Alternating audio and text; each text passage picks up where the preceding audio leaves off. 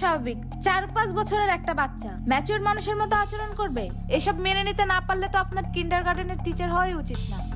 Anyway, আমার বাচ্চাকে আর কাল থেকে পাঠাবো না এখানে।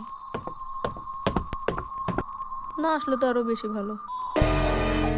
আমি শুনে ফেলছি।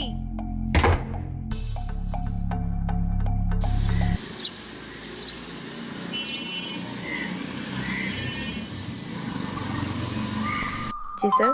ইয়ামিনের আম্মুকে একটু কল জি স্যার। ইয়ামিনের আম্মুকে একটু কল করবেন। ঠিক আছে।